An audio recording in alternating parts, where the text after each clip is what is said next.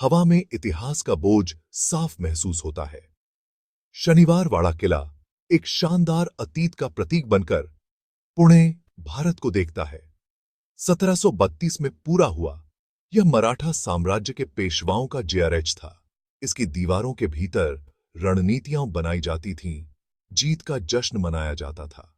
किले की भव्यता पेशवाओं के अधिकार का प्रमाण थी, लेकिन इस वैभव के नीचे एक अंधेरा छिपा था। अब यहां एक ऐसी त्रासदी की कहानियां फुसफुसाई जाती हैं जो शनिवार वाड़ा की विरासत पर दाग है। कहते हैं ताकत अंदर ही अंदर खा जाती है, और शनिवार वाड़ा के पवित्र हॉल में यह भ्रष्टाचार एक जहरीली साजिश में बदल गया। इस त्रासदी के केंद्र में थे युवा पेशवा नारायण राव, एक किशोर। उन्हें गद्दी विरासत में मिली, लेकिन उनका राज बहुत कम समय तक चला।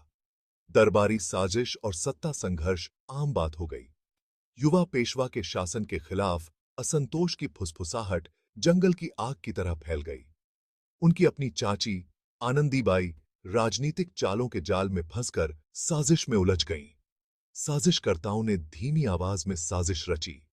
उनकी परछाई किले की दीवारों पर अशुभ रूप से नाच रही थीं।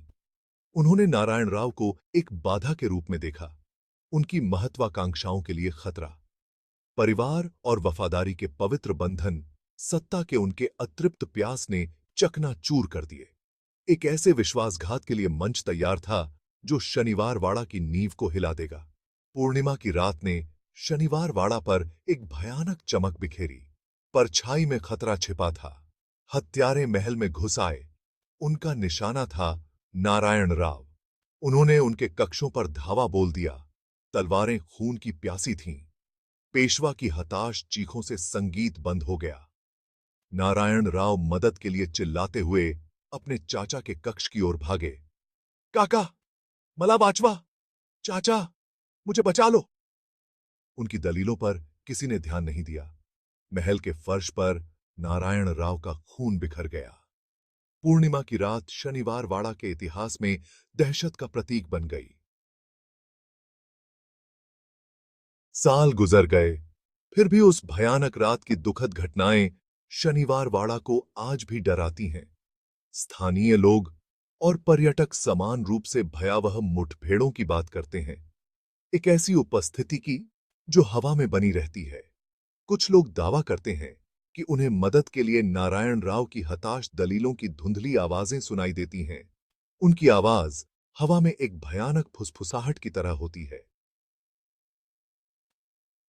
हवा गम से भारी हो जाती है।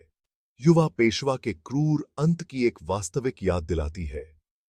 पूर्णिमा, जो कभी खुशी का संदेशवाहक होती थी, अब किले पर एक भयानक साया डालती है, बेचैनी की भावना को बरहाती है।